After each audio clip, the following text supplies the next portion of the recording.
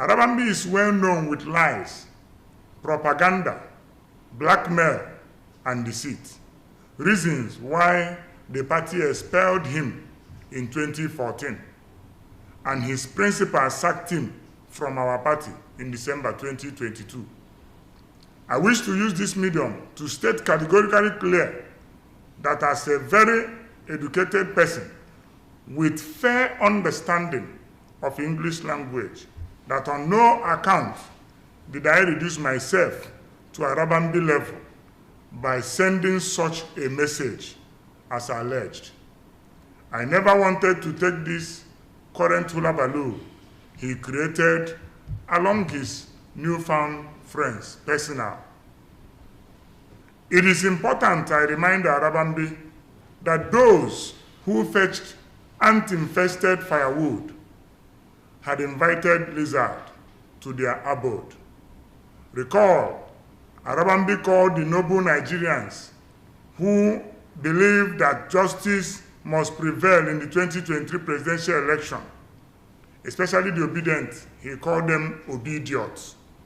Such description of hardworking Nigerian youth is an invitation to self-destruct.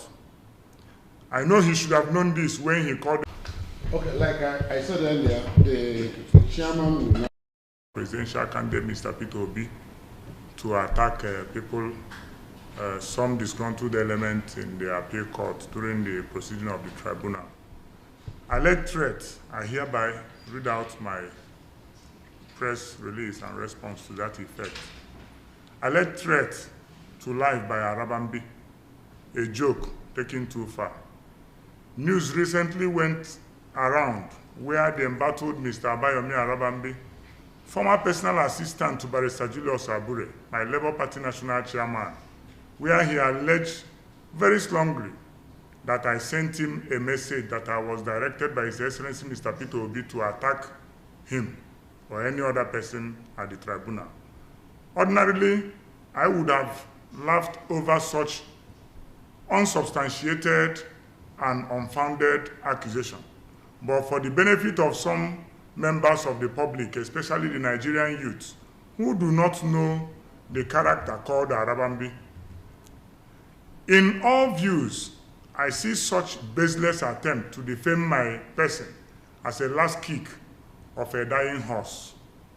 Arabambi is well known with lies, propaganda, blackmail, and deceit. Reasons why the party expelled him in 2014 and his principal sacked him from our party in December 2022.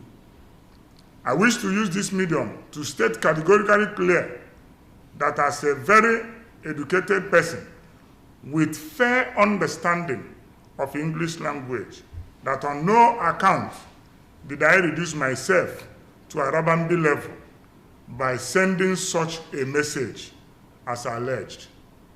I never wanted to take this current hullabaloo he created along his newfound friends personal. It is important I remind Arabambi that those who fetched ant-infested firewood had invited lizard to their abode. Recall, Arabambi called the noble Nigerians who believe that justice must prevail in the 2023 presidential election, especially the obedient. He called them obediots. Such description of hardworking Nigerian youth is an invitation to self-destruct. I know he should have known this when he called them obediots. I have said it time without number that Peter Obi's presidency is Nigerian's project.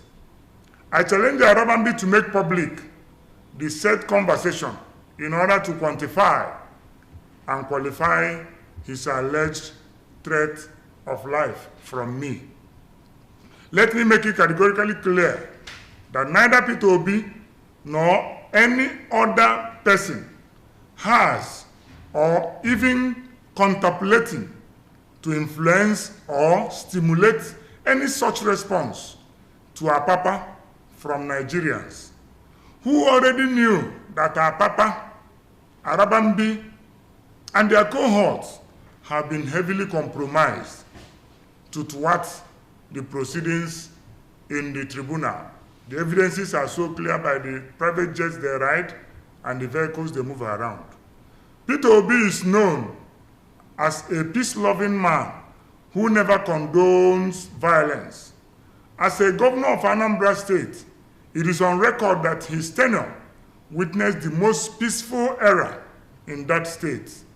He is renowned to be the only governor in Nigeria who moved around without a bulletproof car. He ensured that brigandry, violence, or any form of skirmish ceases in that state. So for anyone to imagine, suggest, or even contemplate to associate Peter Obi, our presidential candidate, with an act of violence is a pure mischief taken too far. And this, the party must address. Labour Party is demanding that Arabambi must come up with evidence and facts that my person, Ahanotu Kennedy, is under instruction to visit him in violent way. We may let so many things of his actionable utterances to sleep, but certainly not this unfounded allegation, which we view as a very serious and defamatory to the person of Prince Kennedy Ahanotu.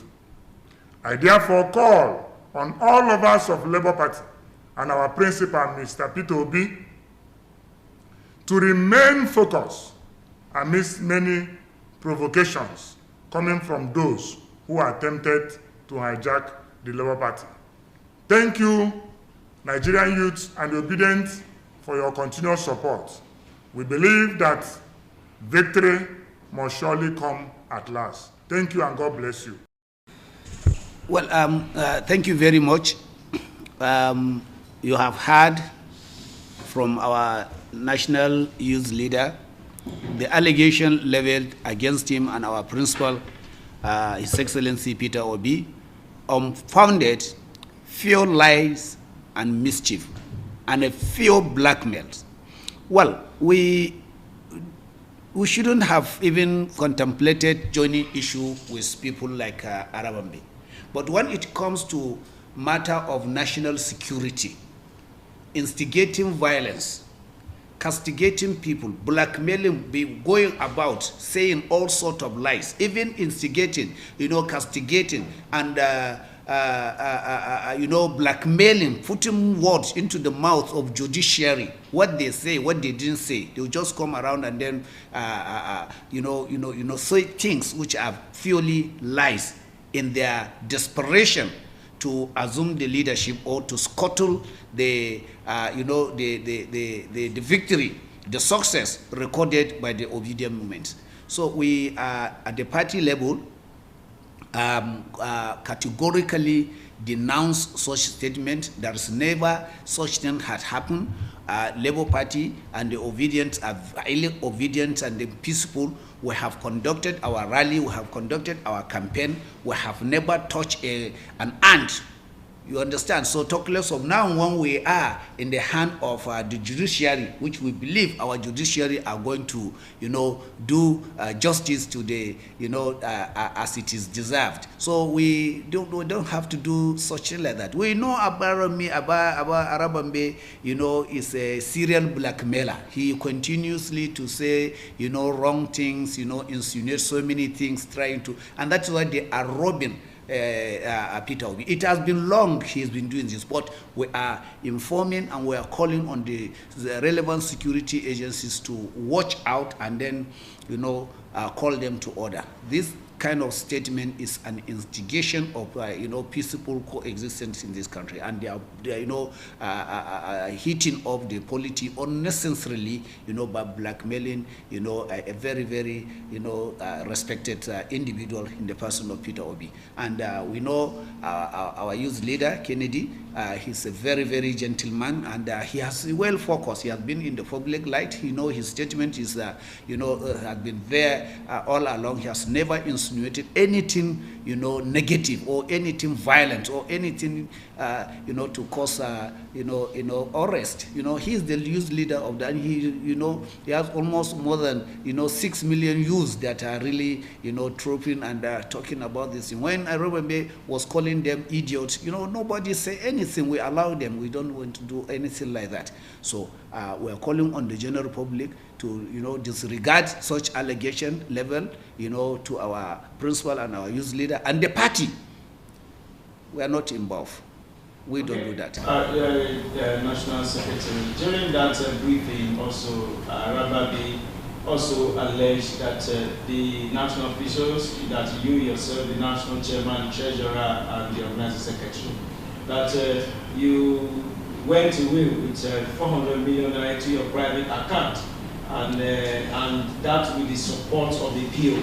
That's the reason that he doesn't want to back out from abhorring leadership of the party. You see, the issue of those allegations are in court, and a time of reckoning is going to come. Arabambi, with and his co-travelers are saying things which they will come to account for all those allegations they are leveling against respected individuals. I, for one, will definitely take it off.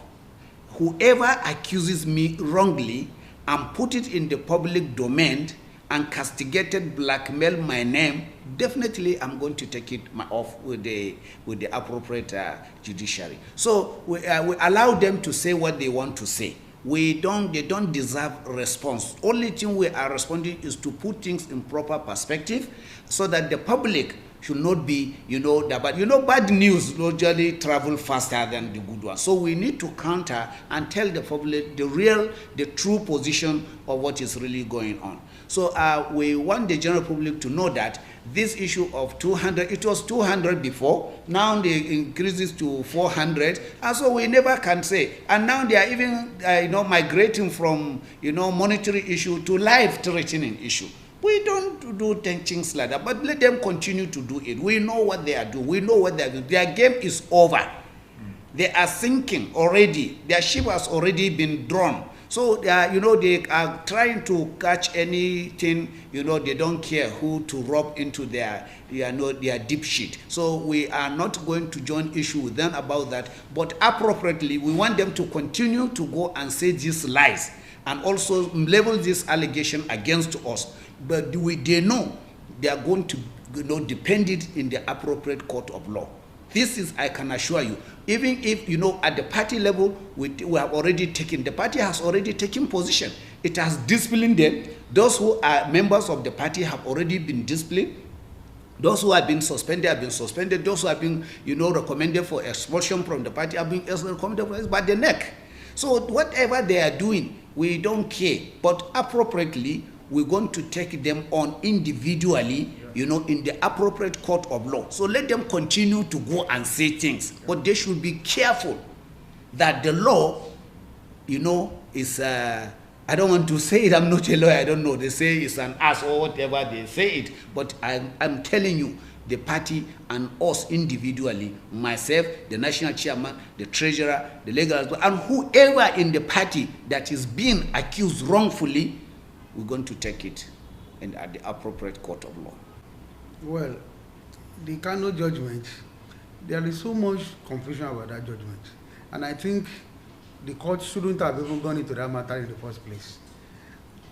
As to the fate on Abia, the court said it in that judgment, that there is no way the court could give orders and could make a pronouncement on what happened in Abia. He said it. The judge was referring to the court's territorial jurisdiction. That matter is actually a pre-election matter. When you are talking about the qualification of a person to contest the election, what they were alleging and their prayer to the court was that they were saying that the party did not submit a register of members, and because it did not submit, and that is a mandatory provision in section 77, that because we did not submit, that means that the votes scored by our candidates at the election are invalid. But that is never correct. That section of the law never pronounced about the punishment for not submitting register of members. But we have to make it clear that the party submitted our register, we submitted the hard copy, we submitted the electronic copy of the membership register as when due, and that our candidates are qualified, and in the first place, if you want to challenge the outcome of a primaries and the submission of a party's name to INEC, it's a pre-election matter, and you ought to have done that within 14 days of the occurrence of the event. These events occurred since last year, and we submitted the names of our candidate for governorship and members of the House of Assembly since July 22, and the final list was published on October 4 last year.